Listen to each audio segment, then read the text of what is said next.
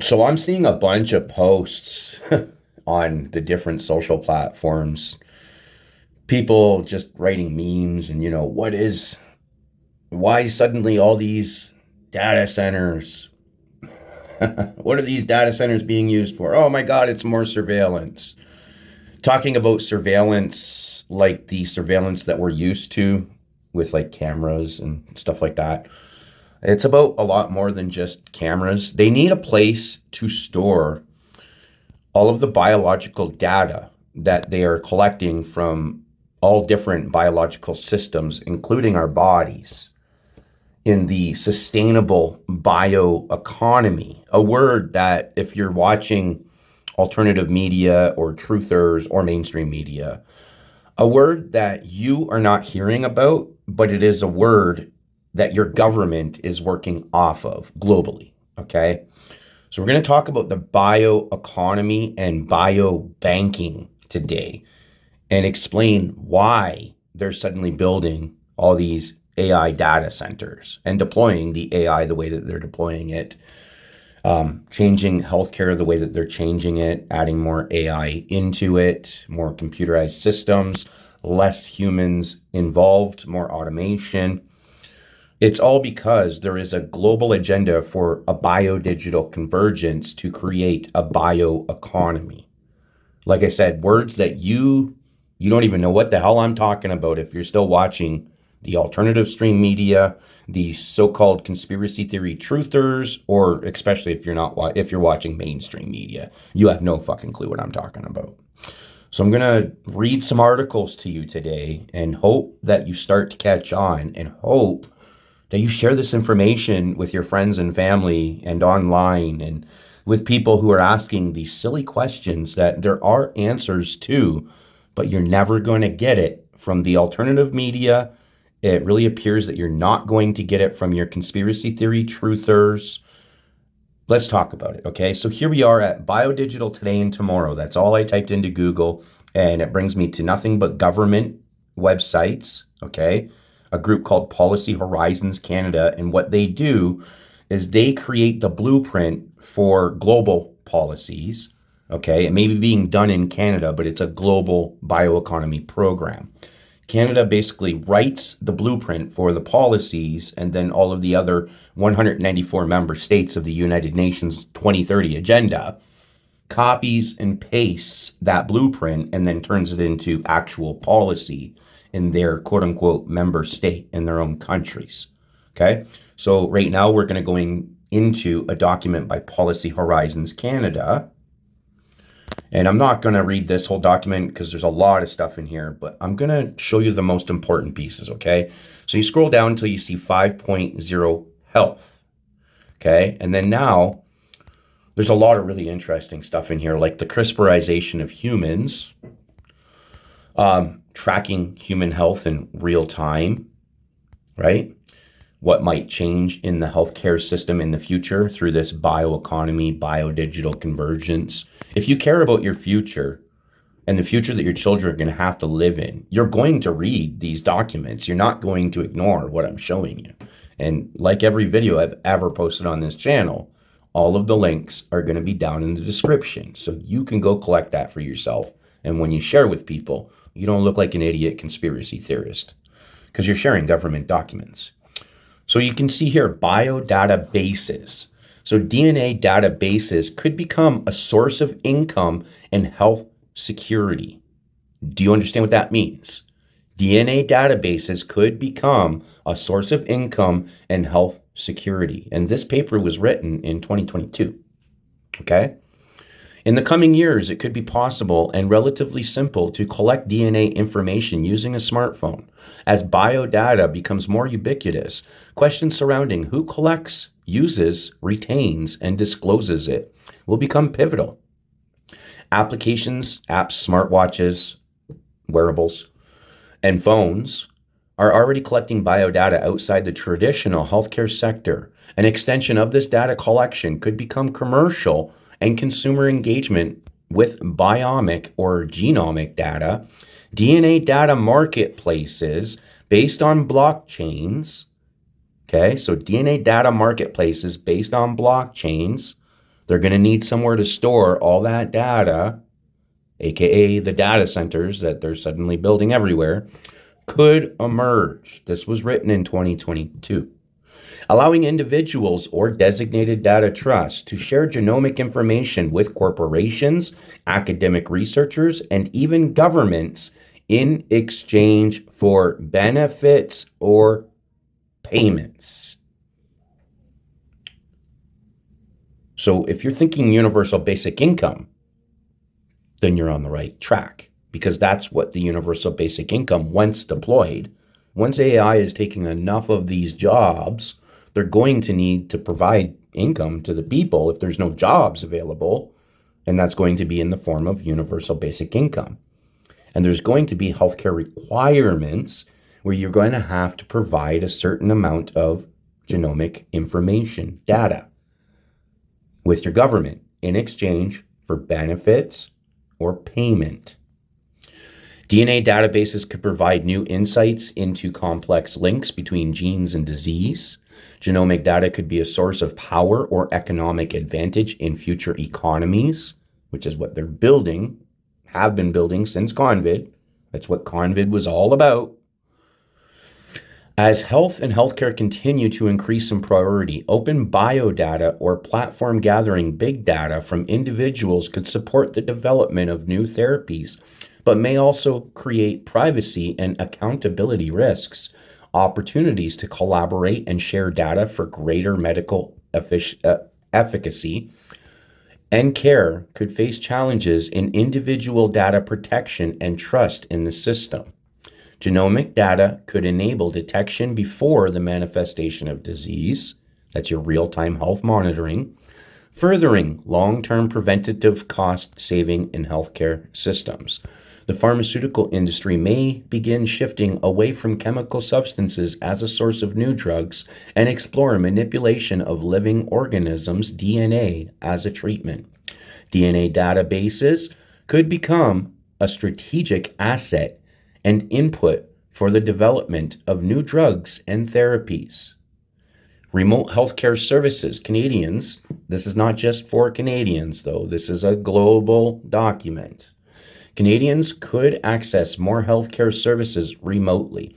COVID-19 has brought telemedicine and digital health tools into the mainstream, making patients more comfortable using technology to manage their health needs.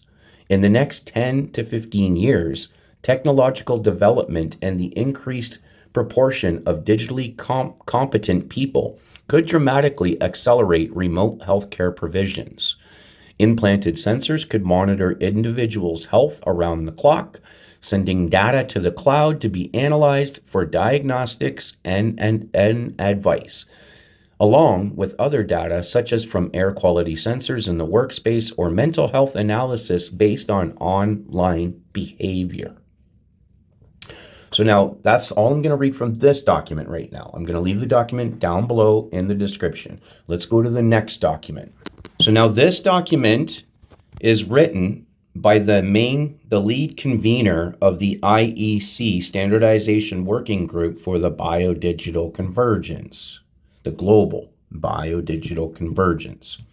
Biobanking, a cornerstone of biodigital convergence, written by few people, but Francis Collier is the lead convener guy that wrote the main writer of this paper.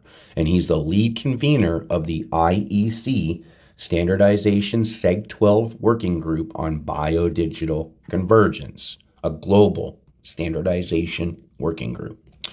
The concept of biodigital convergence has emerged in the last 20 years as a transformative paradigm that has the potential to reshape our understanding of life by not only giving us the tools to understand life, but also pushing the boundaries of capabilities and functionality for all types of life through bioengineering.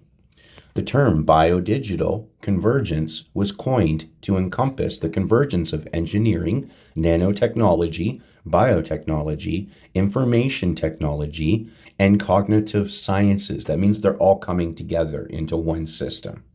Now they need somewhere to hold that data, right?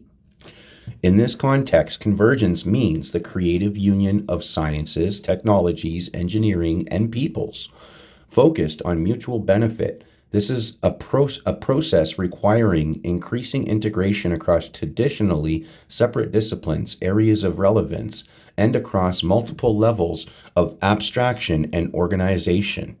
Ultimately, biodigital convergence is more than a mere combination of technologies, but rather a synergistic interaction of all these fields that is creating innovations with profound implications across a wide range of domains. Biodigital convergence eliminates the boundaries between biological and digital disciplines by seamlessly integrating the biological and digital realms. Your real-time health monitoring and actuation. With their central role in life sciences research and development, biobanks are a prime example of the convergence of biological and digital worlds, as they not only collect, process, and preserve biological materials, but also along with rich data on the source and properties of specimens, epidemiological data, as well as analytical results. The variety and volume of the data required for a large biobank is thus in the realm of big data, your data centers. The convergence is being made possible first and foremost by the rapid progress being made in IT. In the last 20 years, affordable computing power has decreased by orders of magnitude, thus enabling the processing of very large volumes of high-velocity data, thus the expression big data. This, in turn, has enabled important progress in life sciences in the last 20 years. This knowledge, coupled with more sophisticated digital technologies, has in turn enabled what we see now as important progress in biotechnology and bioengineering. The potential of modern biotechnology and bioengineering ranges from precision genetic engineering to the bottom-up design and engineering of novel biological systems with unprecedented capabilities. Computer science and information technologies have delivered innovations at all levels, from hardware to software for knowledge integration, reasoning, and inference, with machine learning and artificial intelligence, AI techniques, to data infrastructure based on distributed ledger and blockchain technologies that ensure trusted and secure data sharing. In particular, nanotechnology allows matter to be manipulated at the nanoscale, paving the way for creating devices that interact with biological systems at the cellular or even molecular level. The areas where biodigital convergence has already made inroads are broad and come from all branches of biotechnology, ranging from smart farming technologies which promise increased agricultural efficiency coupled with increased yields and value-added nutrients, to areas where the advantages of the extraordinary small size of biological molecules can be used to create extremely small devices, like nanotechnology, such as nanosensors. They combine the high sensitivity and specificity of biosensors with digital recording, transmission, and evaluation of the data collected. You need somewhere to hold that data, right? Data centers. Biodigital convergence holds great promise for transforming healthcare and medicine. It has the potential to revolutionize these fields through the use of integrated miniaturized sensors and wearable devices to monitor health, detect risks, and diagnose disease at an early stage. Continuous health monitoring enables early detection of abnormalities and provides real-time feedback to patients and healthcare providers. Now, they need somewhere to hold all that data, don't they? AI-powered clinical support systems offer numerous benefits, including fast and accurate diagnosis by analyzing large amounts of medical data and reducing diagnostic errors. They enable precision therapy based on genetic and lifestyle information. They need somewhere to hold that data, right? And enhanced medical imaging analysis, leading to targeted therapies and optimized patient care. AI is also streamlining clinical processes, optimizing resource allocation and providing expert-level diagnostic support in underserved areas. In medical research, biomedicine combined with AI technologies can accelerate drug discovery and enable precise targeting strategies by analyzing molecular data, predicting interactions, and identifying potential candidates. Together with nanotechnology, advanced drug delivery systems can be made possible.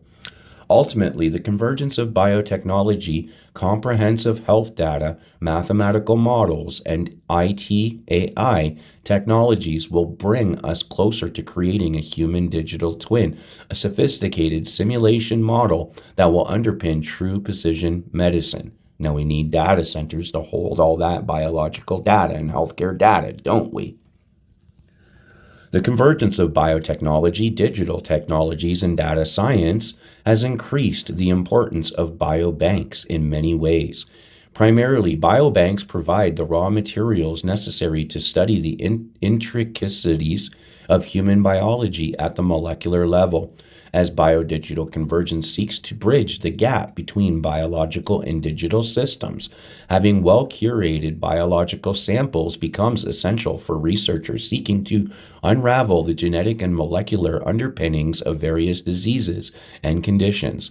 By linking biological samples to rich clinical and genetic data, biobanks facilitate comprehensive studies that can uncover biomarkers, therapeutic targets, and treatment responses. In addition, biobanks are reservoirs of diverse data that are critical for the training and refinement of AI algorithms. Machine learning and AI models rely on large data sets of data to identify patterns, make predictions, and uncover insights.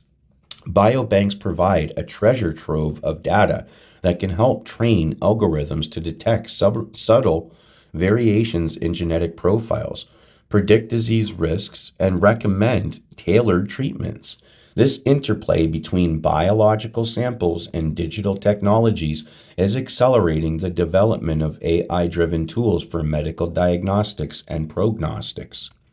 Biobanks can also play a critical role in advancing smart agriculture. They store genetic material from different plant species, helping to develop crop varieties that are resistant to disease, pests, and environmental stressors. Preserving genetic diversity is essential for crops that can withstand climate challenges such as extreme temperatures and drought. Biobanks also conserve indigenous crop varieties adapted to local conditions. Reducing input requirements, they provide valuable genetic and genomic data for informed decisions on planting, fertilization, irrigation, and harvesting. In addition, biobanks facilitate the creation of nutrient-enhanced crop varieties that improve human nutrition. Biological materials and data of optimal quality are needed for all these promising developments, aka why we need data centers. In recent years, due to poor prerequisites, in particular insufficient and inconsistent quality and reproducibility of the biological materials and data used, many development products have failed at an early stage or during validation. From this insight has emerged the experience that productive and reproducible research, and thus reliable product development, is only possible with materials and samples that have been obtained and processed in a controlled and quality assured manner. Biobanks have taken on this task and have been recognized as a reliable source of high quality materials and data. Biobanks occupy a central position in the biodigital convergence landscape. They function as foundational pillars for integration of biological and digital systems. Their vast collections of biological specimens and the data associated with them are fueling research, paving the way for new solutions like data centers and AI and nanotechnology, and enabling many of the key technologies for agricultural, industrial, environmental, and medical applications. To achieve their objectives, biodigital convergence development projects require resources of consistently high quality, assured by recognized standards. Standardization needs needs in biodigital convergence of life systems cover a broad spectrum, including quality of biological materials used, production and processing of biological materials, bioelectronic interfaces, data acquisition and analysis from biological entities, and machine learning algorithms. In recent years, a number of guidelines and standards have been developed for biobanks, most notably the ISO 20387 standard for the accreditation of biobanks. In many other areas, however, there is still a lack of the necessary specifications. Some of the requirements are already covered by existing standards, but only at a generic level that is not always sufficient for the specific requirements of the applications. While biodigital convergence is evolving at an incredibly fast rate, the conditions and limitations of the outcomes are still in question. Products are being developed in rapid succession and are ready to enter the market, but there is still a lack of appropriate specifications for reliability, safety, and quality of performance. This apparent deficiency motivated the International Electrotechnical Commission, IEC, to launch an initiative to identify needs and gaps in standards for biodigital convergence technologies. A standardization evaluation group, SEG-12, was formed with a mandate to analyze the current spectrum of biodigital developments and standardization gaps, but also to address ethical issues.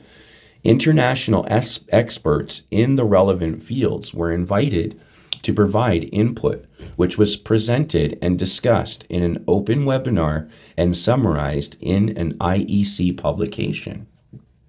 You can read that IEC publication by just going to Google and typing in Biodigital Convergence IEC Standards and start reading. It's that simple. In their analysis, the experts identified 5 major areas where there is critical need for standardization. Number 1, the lack of standardized, universally accepted terminology, where biodigital convergence merges different domains. Creating a common understanding of the terms used is essential to ensure clear and unambiguous communication between the different domains. Number 2, the materials and methods that are used in the biotechnological processes. There are few but urgently needed standards for sourcing, processing, and handling the biological or ancillary materials used, the laboratory procedures employed, and the tests used to qualify the product. Number 3, the electronic interfaces that connect the biological entity to the computer system. Number 4, the quality, comparability, and usability of collected data. Inconsistent, erroneous, or implausible data that are poorly structured or annotated, or data that are not validated and curated will introduce significant bias and thereby invalidate the models and conclusions derived from them. Number 5, data processing techniques that are relevant across domains and still lack general standardization, such as machine learning, deep learning, inferential statistics, and signal analysis. As a continuation of the activities SEG-12, it is planned to establish a system committee to drive the development of the proposed standards and to set the necessary standards in close coordination with other standardization bodies. Representatives and stakeholders of biobanks are invited to participate in the further development of guidelines and standards related to biodigital convergence. Their involvement in this process is essential for its success, as biobanks represent a central functional element of the emerging developments in biodigital convergence. So I'll leave this link down below also, and this was written in 2023. So now all I did was I went to Google, or Brave in this case, doesn't matter what browser you use, you're going to end up with the same information, and there will be no fact checkers. There will only be professional organizations. All I typed in was global bioeconomy. The global bioeconomy is defined as the production, utilization, conservation, and regeneration of biological resources, including related knowledge, science, technology, and innovation, to provide sustainable solutions within and across all economic sectors. All economic sectors.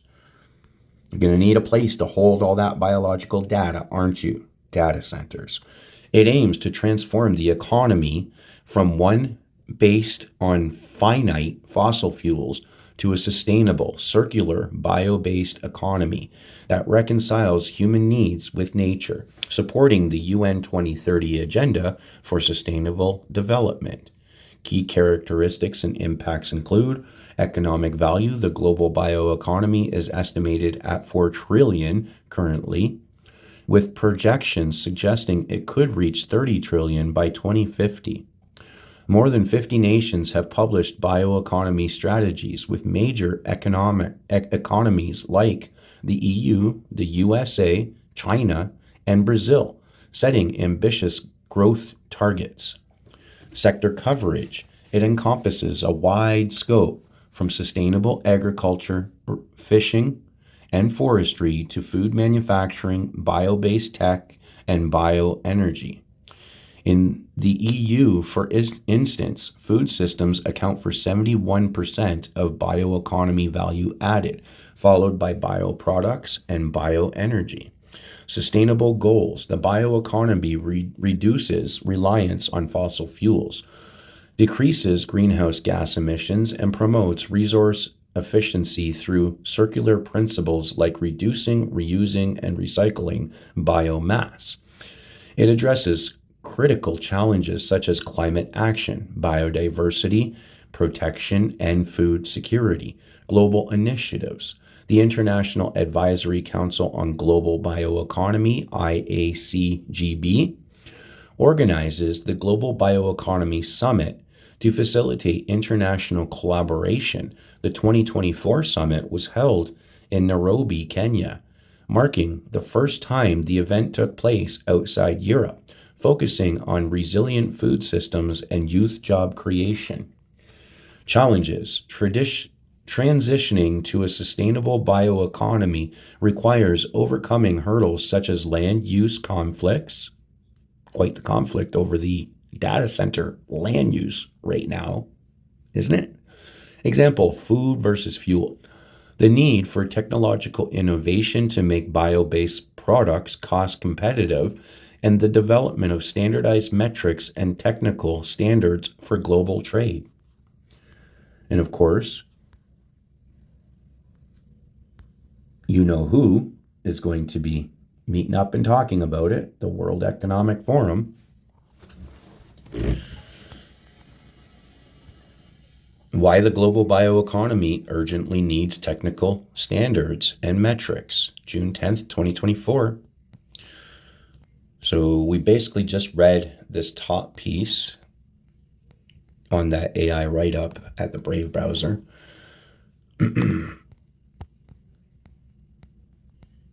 Yeah, it's basically going to tell you the exact same thing. The International Standardization Organization, ISO, has published over 35 standards directly related to biotechnology. In comparison, there are 79 published standards relating to specifically to dental instruments, which is your nanotechnology, biotechnology, and your dental products. So yeah, you come here, you can learn all about what they're doing with this bioeconomy. If you're in the USA, you can go directly to your Congress. And the topics are agricultural, food, rural policy, energy and natural resources, science and technology. The term bioeconomy refers to the share of the economy based on products, services, and processes derived by biological resources, example, plants and microorganisms. The bioeconomy is cross-cutting, encompassing multi-sector in whole or in part, example, agriculture, textiles, chemicals, and energy. Many predict that the bioeconomy will be a key component of future economy, You really need that AI right now, don't you? You really need those data centers right now, don't we? They really want you taking all these vaccines all the time, don't they? Specifically, many view the development of and transition to predominantly a bioeconomy as a means to address grand challenges such as climate change, food security, energy independence, and environmental sustainability. Advancing the bioeconomy is also viewed as an opportunity to create new jobs and industries, improve human health through the development of new drugs and diagnostics, and boost rural development. Some experts estimate the direct economic impact of bio-based products, services, and processes at up to 4 trillion per year globally over the next 10 years, because that's where all the governments globally, the 194 of the United Nations 2030 agenda, the 194 member states, this is what all their investment is going into, building this bioeconomy, where you're going to be getting your UBI based off the biological data that you provide to your government. U.S. competitiveness and leadership in the future global bioeconomy is uncertain. In 2012, the Office of Science and Technology Policy, OSTP, released a comprehensive vision for the U.S. bioeconomy progress. On the goals and objectives outlined in the report remains unclear. Since 2016, the U.S. Department of Agriculture and the Department of Energy have led federal efforts on developing of U.S. bioeconomy. However, according to the International Advisory Council on Global Bioeconomy, such agencies have a more agricultural and bioresource-based vision than the cross-cutting and comprehensive vision proposed by the OSTP in 2012. Example, biomedicine, health, and biodefense are not emphasized in the 2012 report. In the 2016 is what they're saying. Organizations including the National Academies of Science, Engineering, and Medicine have recommended that the federal government develop and regularly update a comprehensive bioeconomy strategy to sustain and grow the U.S. bioeconomy. On September 12, 2022, the Biden administration issued an executive order on creating the National Biotechnology and Biomanufacturing Initiative with the goal of accelerating biotechnology innovation and growing the U.S. bioeconomy across multiple sectors. Other countries are adopting and implementing comprehensive policies and strategies to advance their bioeconomies. Such efforts have the potential to challenge U.S. leadership in biotechnology and other bioeconomy related sectors that many view as critical to a national security and economic competitiveness. So this is the USA. I will leave this link down below too. So now we're going to show you Canada and their bioeconomy. Like I said, Policy Horizons Canada is basically like a think tank that comes up with the policy suggestions.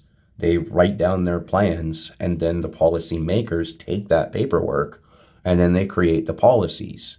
And this is like every country, every one of the 194 member states takes the documentation from Policy Horizons Canada for their bioconvergence, biodigital convergence, bioeconomy, and then they turn that into policy and deploy, implement.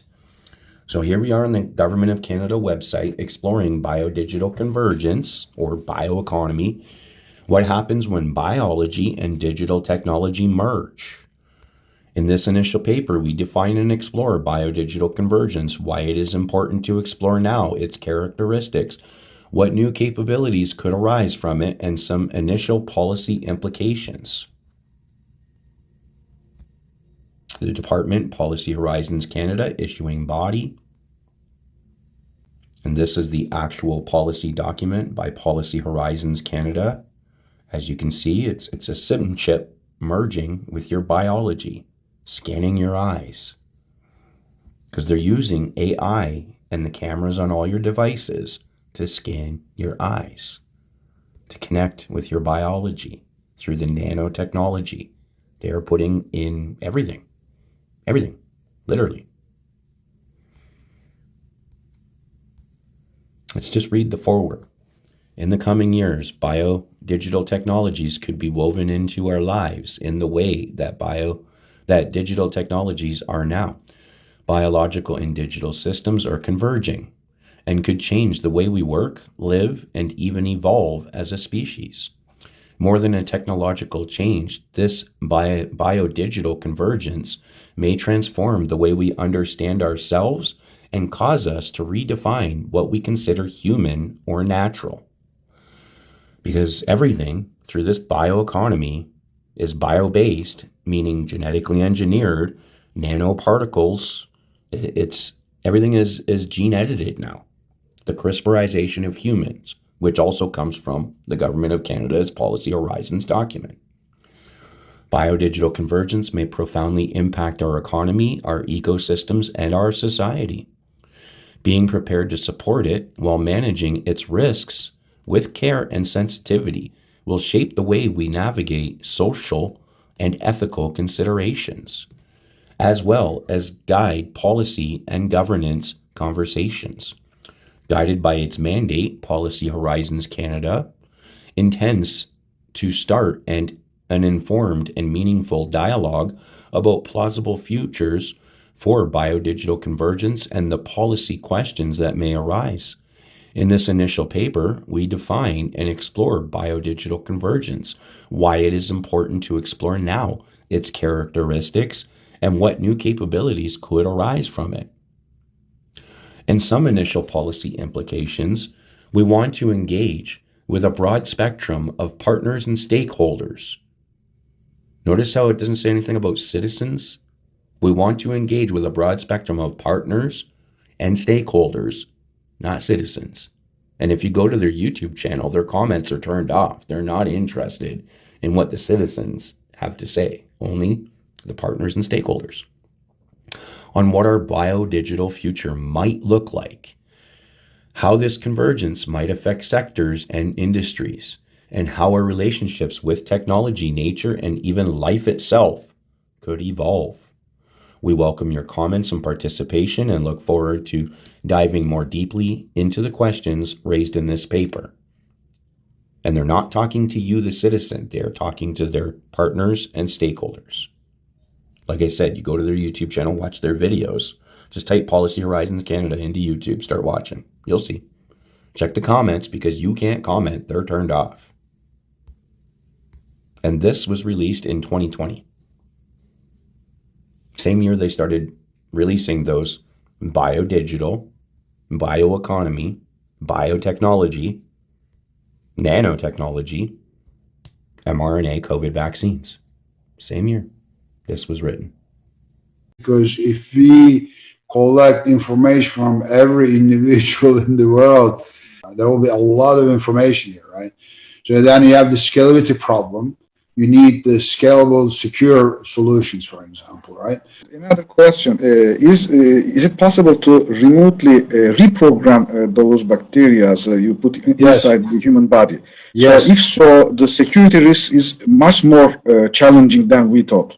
Absolutely, yeah. So actually, that's true. Like at the beginning, you mentioned the network is two-way.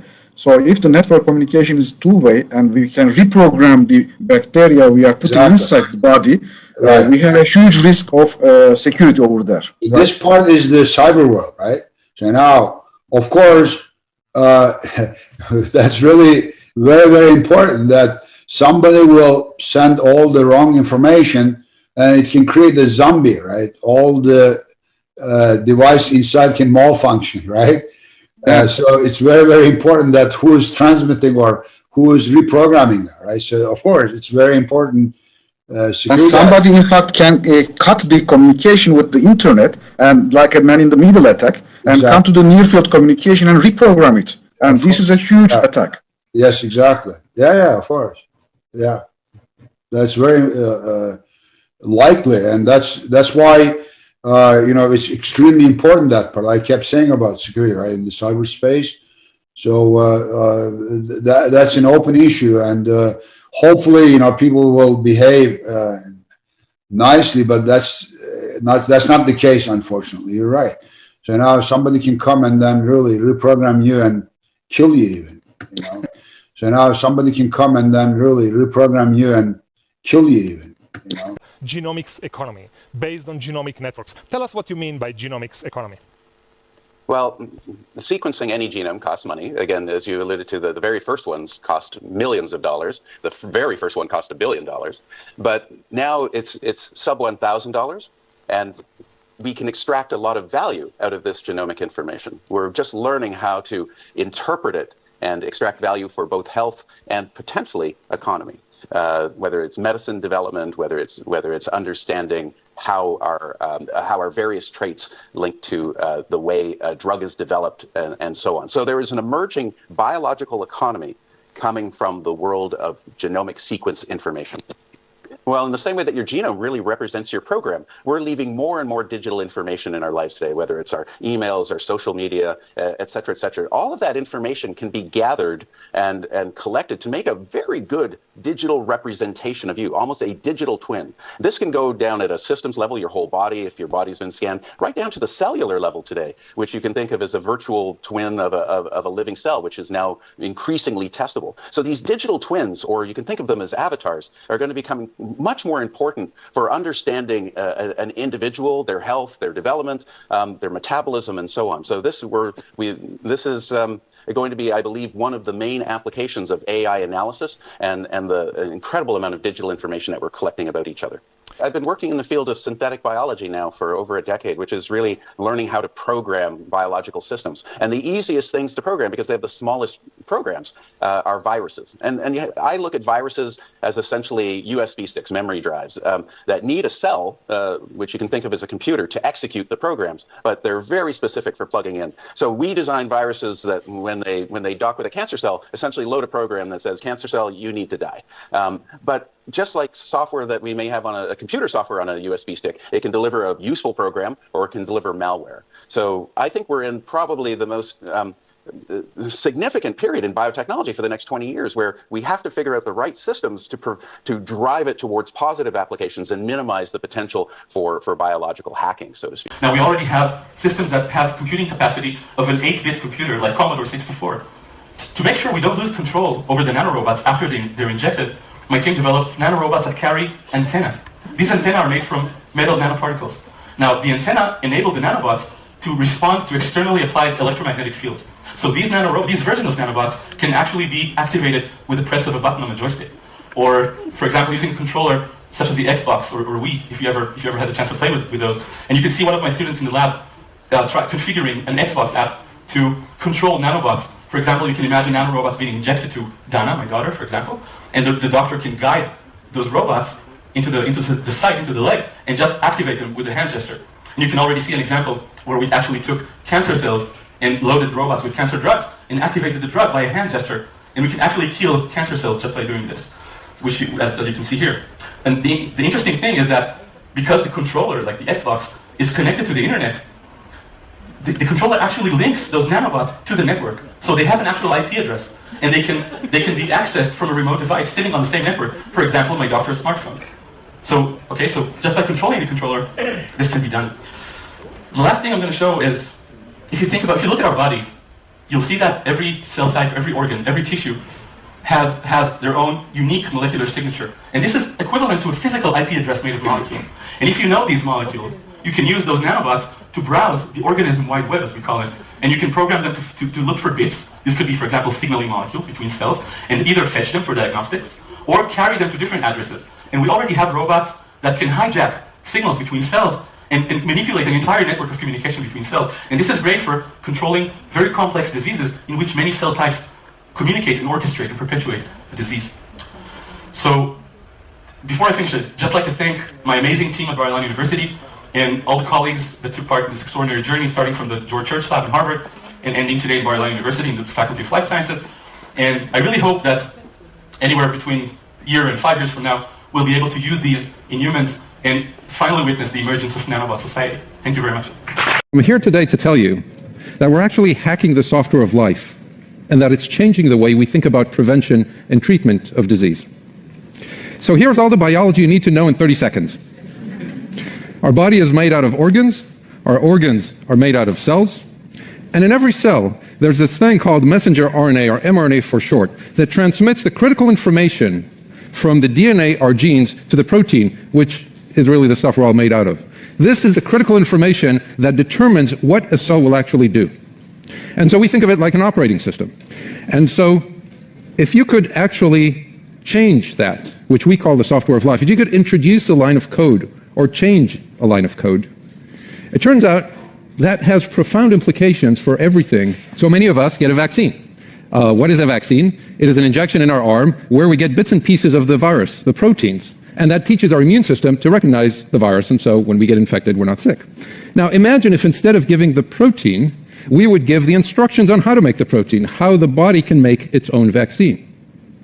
That's an mRNA vaccine, and here's what it looks like from the cell.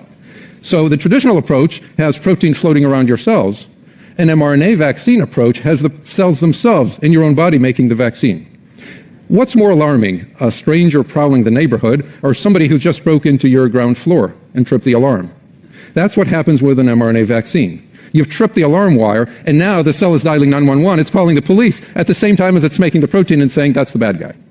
If you think about what it is we're trying to do, we've taken information and our understanding of that information and how that information is transmitted in a cell, and we've taken our understanding of medicine and how to make drugs, and we're fusing the two. We think of it as information therapy.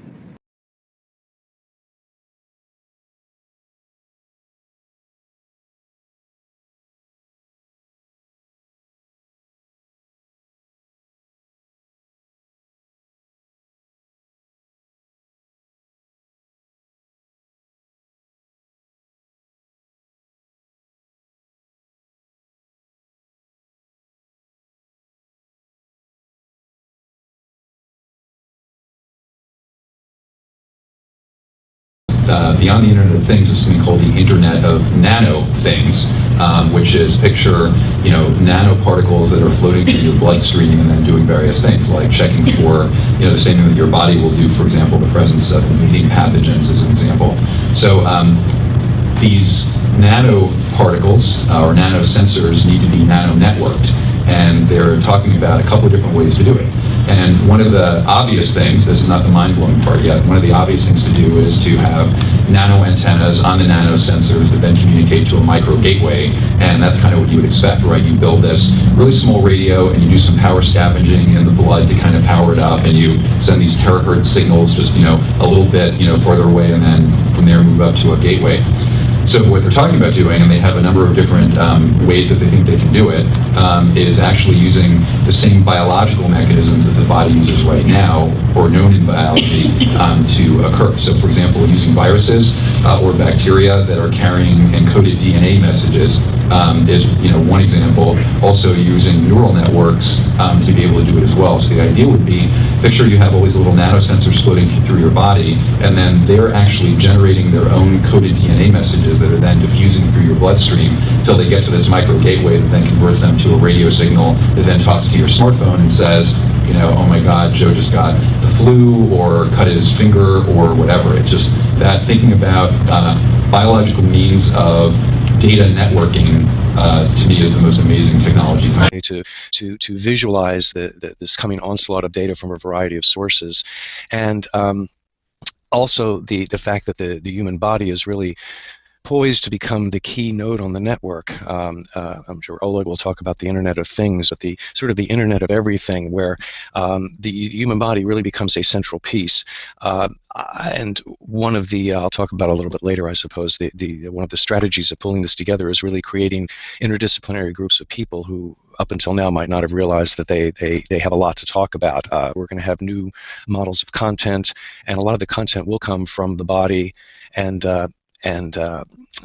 sort of working on a vision of, in a sense, the computer exploding onto the built environment, so that information is displayed everywhere, coming from a variety of sources. And the linchpin of this, I think, is going to be the body and biometrics. And the question is, what may be the effects of 6G on human health? What would you say that could be? Well, I think I already addressed that. I mean, I think, one of the great capabilities of even 5G and going forward into 6G is, health, body area networking. where you can monitor what's going on in your body, in real time, and it can be, downloaded to your cell phone for analysis and so forth, or it can be transmitted to your physician for analysis. So people with, for example, heart conditions, rather than being monitored once a month, they can be monitored in real time, and data analytics can be used to let them know if there's some issue that they need to deal with, and that's a capability you can only get with a body area network. There's really no other way to do that. I just finished 5G. I was a leader on 5G getting that done, and now they're up to 6. Let's do it again. What does that do? Give you a little bit deeper view into somebody's skin? What does that do? Give you a little bit deeper view into somebody's skin? So the 6 is coming, huh? It's coming. Does it ever end? And what happens? You'll be into 7, right? Before 6 gets old, you'll be into 7. COVID injection is exactly based on this idea. So all these fluids, right, there are nanoscale machines inside, right? So when you look inside. Into other Bio-NanoThings, these are for the health applications. I did also a lot of research on that the last 15 years. Bio-nanoscale machines, but these are for the, injecting into the body and always monitoring the health problems. And that is also really going really well, like with these COVID vaccines, it's going that direction. These mRNAs are nothing than small-scale, nanoscale machines, right? They're programmed and they're injected. And then into other nanoscale things. So those will be part of 7G and beyond, right? Another issue is that I'm having the same problem, maybe you too. There are some people, they're attacking me in the background about ethical issues. I hope it doesn't happen to you, that there are these paranoias that we are doing these things that we are trying to poison the world. I'm serious. Yeah. So I hope it's not happening to you, but I assume it does. So we have to also teach these people that what we are doing is really helping the mankind. It's not just. Yeah, exactly. I mean, you're definitely right. I receive these questions as well. I mean, they attack through the ethical aspect, or they attack through the privacy security aspect. What are you going to do when you connect my brain or when you connect my kidney? I'm telling I don't have such intentions, or none of the people doing this research have such intention. Of course, when we come up with any engineering solution or science, it could be used for good or bad, right? We know from the Manhattan Project example or anything of that sort. So, in fact, unfortunately, some maniacs in the U.S. Found all my work the last 18 years. I'm getting a lot of hatred mail, so my life is in danger. They think that I'm Dr. No in James Bond movies, that I'm trying to manipulate human lives, but it's, I'm not the only one. There are many people working on this subject, Hopefully, people will behave nicely, but that's not the case, unfortunately. You're right. So now somebody can come and then really reprogram you and kill you even. So today we're again talking about the connected human and body computing and wearables, and our hashtag for today is ConnectedX. Hi, I'm Jay Iorio. I'm the Director of Innovation at the IEEE Standards Association. My primary focus is, I come at wearables in a sort of tangential way. My primary focus is mixed reality and virtual worlds. So in one sense, the wearables impinge on my area in this way, some way to visualize this coming onslaught of data from a variety of sources, and also the fact that the human body is really poised to become the key node on the network. I'm sure Oleg will talk about the Internet of Things, but the sort of the Internet of everything, where the human body really becomes a central piece. And one of the, I'll talk about a little bit later, I suppose, one of the strategies of pulling this together is really creating interdisciplinary groups of people who up until now might not have realized that they have a lot to talk about. We're going to have new models of content, and a lot of the content will come from the body and sort of working on a vision of, in a sense, the computer exploding onto the built environment so that information is displayed everywhere coming from a variety of sources, and a linchpin of this, I think, is going to be the body and biometrics. My main interest, I think, I could summarize by saying we have new demands for content that are coming in this next generation of technologies. I see, and we currently refer to these areas as separate: augmented reality, big data, cloud computing, biometrics, and so forth. But I think ultimately they're going to blend in with each other. And I think the best thing I can do at this point is to try to establish a community of people who traditionally have never really thought of themselves as part of a community, and maybe have never really considered standards as one of the energizing forces of the work. And that would include people in a very wide net, including storytellers, filmmakers, games developers, architects. Ultimately, the content in this new kind of wired age is really going to come from a different place. And I'm fortunate to live in a city where we have some of the best visual storytellers in the world in Los Angeles. I think the film industry could very constructively be brought in. All of these things are stories, they're narratives, and I know that term gets overused a lot, but really you look at the human body and it's a story. It has a beginning, it has an end, it faces challenges, it has to overcome those challenges, and ideally the protagonist grows through the experience. We also have the built environment, the urban environment, the home, buildings, and so forth. I think it's difficult for me to look at these issues outside of that context. Game developers, for example, have, I think, traditionally thought of themselves as a silo. You write to a console, and that's the end of it. I think games are much more powerful than that. I think games are really a way to systematize experiences, and that can, I think we're going to need that as almost a skeleton, a narrative skeleton, as these technologies evolve. So I would like to see the net cast very wide, much wider than it's traditionally been cast for these types of strictly technical activities, because I don't think they are really technical activities. As the technologies evolve, in a sense, they become more invisible and more human, and so we need human techniques in order to describe them, to make sense of them, to integrate them, and so forth.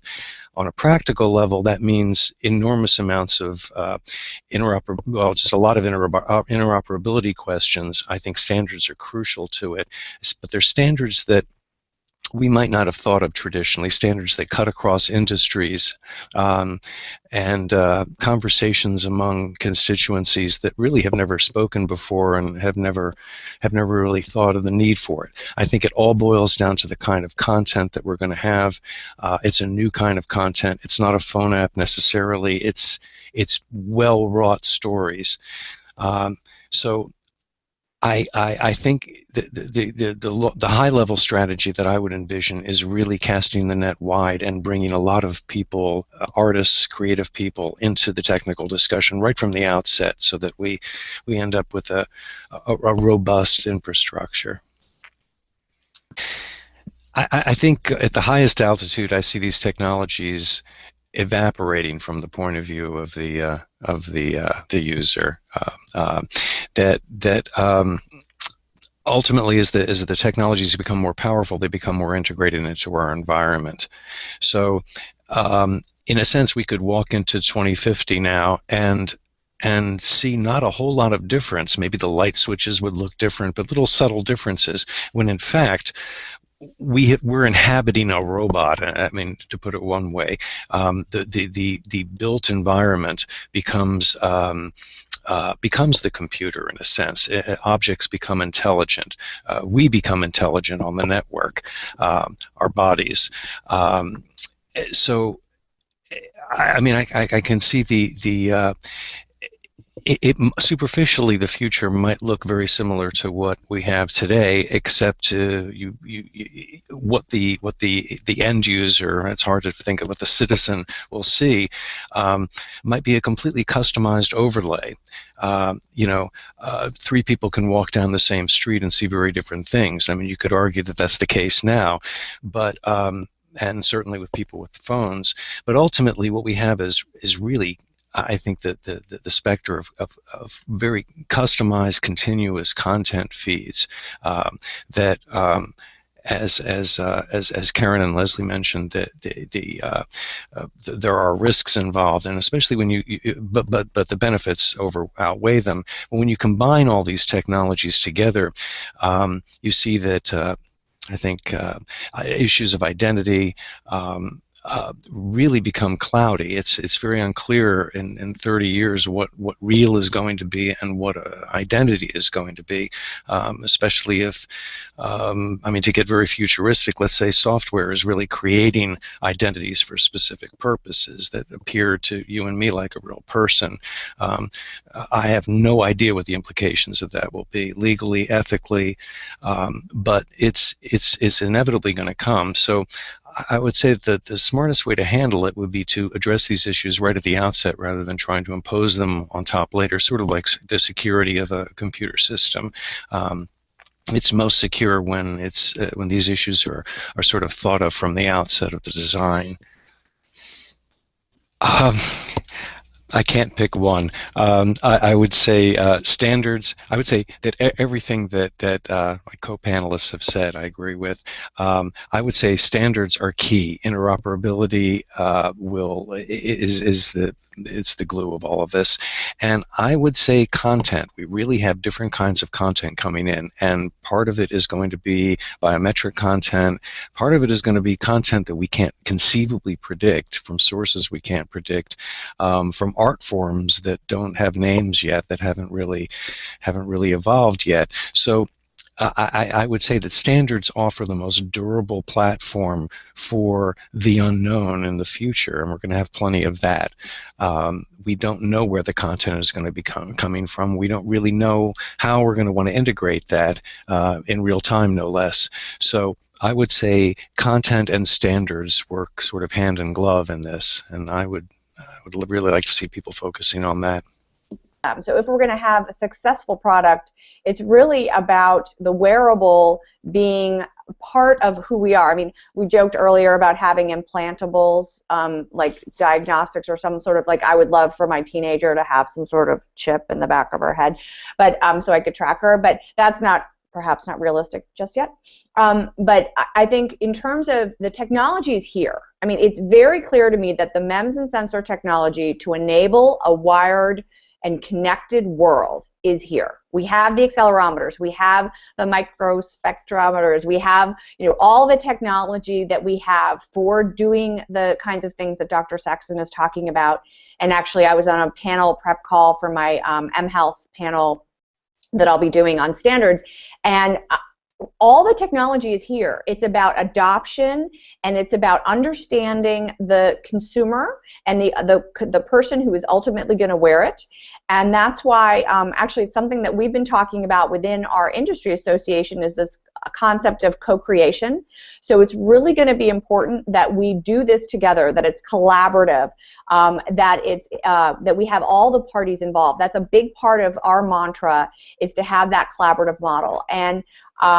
And so we get together, like you're talking about, the Apple iPhone. I'm actually really curious. I mean, Apple with its iPhone 6, it has all these health stats on the phone itself, and yet at the same time they're introducing a watch, and then there's Google Glass, and there's all these different wearables, if you will.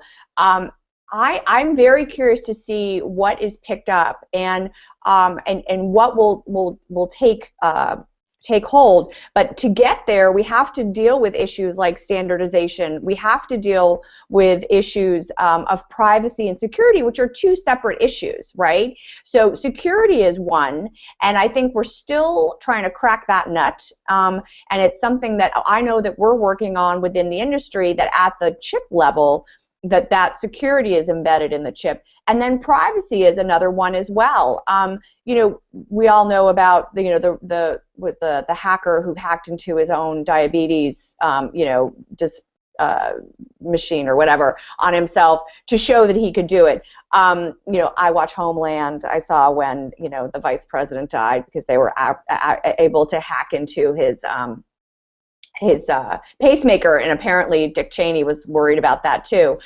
I don't know if that's realistic, but we've got to create some safety around, obviously, privacy, security. Standardization is really critical. Interoperability is really critical.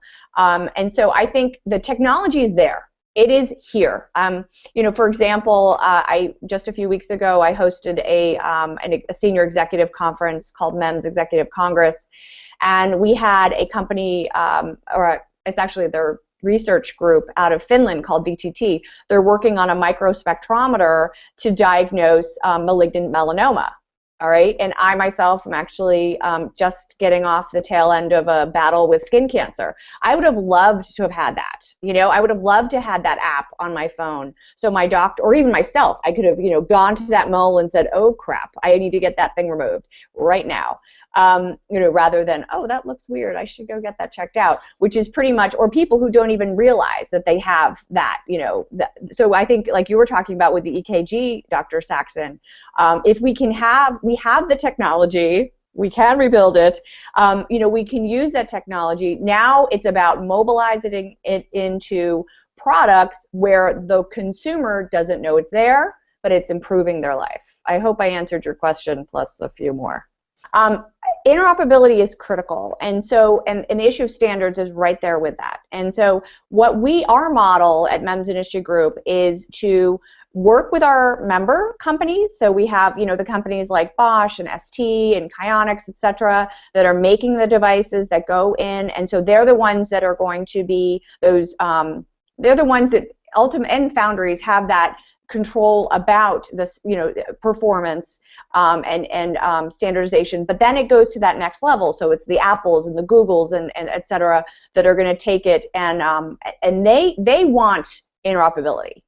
They want to have their products be plug and play, if you will. And so the challenge is the companies on that supply chain, like the device manufacturers that I just mentioned and the foundries, they want to have their special sauce. They want to stand out. They want to show that they are better than the rest. They want to sell more, obviously, because they want to make more money. They want to please shareholders, whatever. And so it's that balance, and they want to, obviously, they want to protect their IP, right? And so you've got this balance between being competitive as well as being plug and play. And honestly, right now, the industry is still maturing. We're not there yet. So there's a couple areas where you can have that kind of plug and play component where you're getting, plugged into the defibrillator monitoring thingy that Dr. Saxon was talking about. But the reality is, for it to go mainstream, for it to be, worldwide, and where it's affecting lives and improving the world, which is, what it's all about, it's got to be interoperable. I can't say that word. So the standards need to be there. And so what we do is, at the MEMS Industry Group, we not only bring together those competitors and have them understand that they have a common interest. And so we created an IEEE standard on performance specs to do that. But we also bring and work with partners. So we work with HIMSS, we work with Continua, we work with IEEE and NIST and others to help progress that conversation so that we have more people in the room, and that more people understand that by working together, they're going to achieve that end goal where everybody wins, as opposed to just a few kind of trying to break in, but without that big success factor. So I think there's a lot of potential. We're just at the cusp of it, and I feel like the future is really bright. So now I want to talk about this for a second. I know you guys are noticing it. I live in a small town. It's only like 180-something thousand people. So we're a little bit slower on the technology implementation in my city. I mean, if you go to Toronto, it's going to be self-checkout everywhere. There's going to be driving cars. self-driving vehicles. We don't have the self-driving vehicles yet in my city, but I have seen newspaper headlines saying that they are coming within the next year. We do have all those new LED streetlights already deployed. But what I'm noticing is everywhere in retail. So from grocery stores to clothing stores to even the Value Village in my city, to food, restaurants, McDonald's, Wendy's, shit like that. It's more self-checkouts now than it is person to person. There is less and less employees that are working at these stores now because of these self-checkouts. And this has only began, like this is only the beginning. It's going to keep getting deployed. Right now, the only people, humans, that they actually have working at most of the retail type of stores like the Value Village and stuff like that are one person at a customer service desk, and they don't do person-to-person checkout. They'll just help you if you have any questions or returns or whatever. They guide you over to the self-checkouts. I wonder, like, how many of these people that you see in this picture are parents? I wonder how many of these people that are parents, before they go to this self-checkout, stop and think for a second and even come to realize that every time you're using this self-checkout as a parent who has a child that's going to need a job in the future, leaving high school, during high school, what are the most normal first jobs that children end up getting? Oh, retail, fast food, answering a phone somewhere. You can't call a government service or any type of service these days and get a human being. Some of them you can't even get a human being. Some of them the AI picks up and tries to do the automated voice bullshit. Some of them you can press 0 a bunch of times and you will eventually get an operator and you can push for a human being from there. But some of them don't even have that option anymore.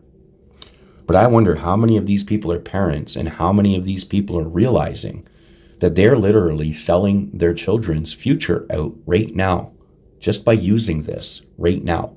We are already at a situation where the kids today don't have anywhere to go to get a job because of these self-checkouts.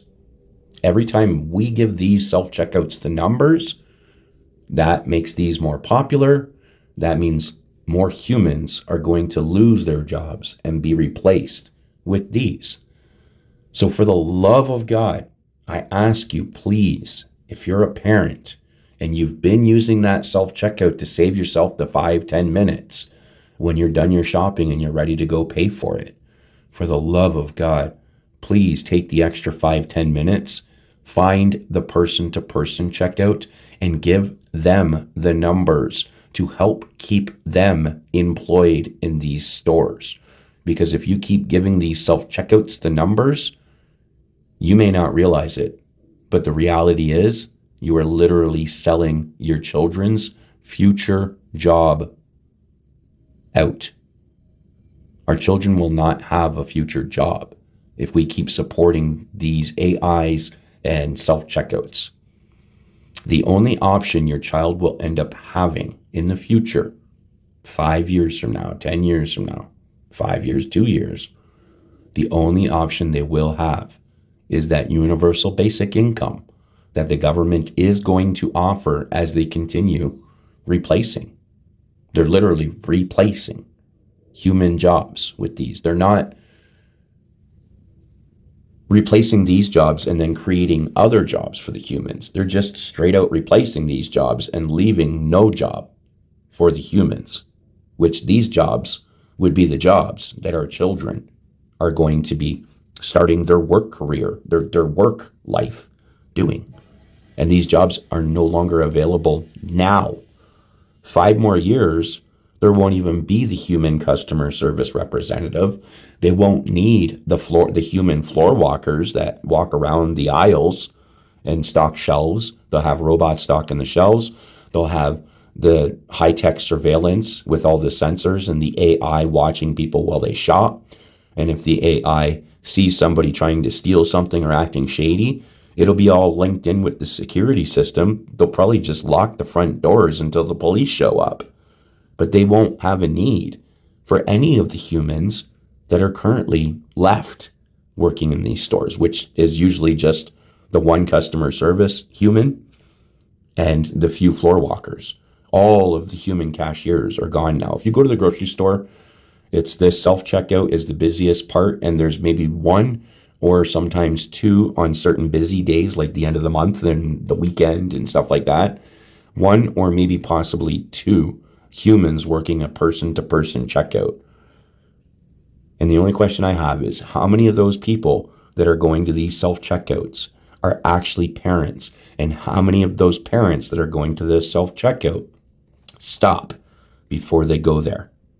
Think to themselves, if I'm supporting this and I'm giving this the numbers, then what happens to that human, the couple of humans or one human that is left working over there in a couple of more years? Is that human even going to have a job anymore? Will there be a job available to them to go get? And what happens in 5 more years, 10 more years, 2 more years, when my child is now either in high school or coming out of high school and wants to find their first job? Where are they going to go? The only option they're going to have available for them is to collect a universal basic income, which will have biological healthcare requirements attached to it, where if the government tells you you have to take vaccines, you'll have to take vaccines. If the government tells you you got to go see the psychiatrist on this date, you'll have to go see that psychiatrist on that date. If the government tells you you got to show up for your monthly blood tests to provide that biological data for this bioeconomy in order to receive your universal basic income, because it's the only opportunity that you have as a teenager coming out of high school, can't get no work nowhere because self-checkouts already took it over. My parents supported the self-checkouts that took over my job the entire time they were taking over my job. The only option that will be left will be that universal basic income with healthcare requirements, like taking vaccines, giving blood, giving tissue samples, testing medication. This is going to be the only thing available for our children, because the parents right now are not thinking, and they're just going to this self-checkout because it's saving them 5-10 minutes off of their day to go to the self-checkout rather than stand in line for 5-10 minutes waiting to do the person-to-person checkout to give that person the numbers, because they see the numbers. They see how many people are going to these self-checkouts versus how many people are going to the person-to-person checkout. And right now, the person is becoming obsolete because everybody wants to save time, so they're running over here. So if you're a parent and you're currently using these self-checkouts, just be aware. You're selling your child's future out. You're creating an environment. You're contributing to them creating an environment where there will be no physical human jobs available for our children to be able to get their first job and start earning their own first paychecks. They will be stuck as a slave to the government and the medical system through the government, because they will be required to provide genomic and biological data in order to receive their universal basic income. So if you're a parent watching this video and you've never thought about that way, I hope you hear me. And for the love of God, I hope you choose and decide to stop supporting these self-checkouts and giving them the numbers to make them more popular than that 1 or 2 humans that are standing over at the person-to-person checkout waiting for humans to come interact with them and give them the numbers so they can keep their job. For the love of God, think about it if you haven't already.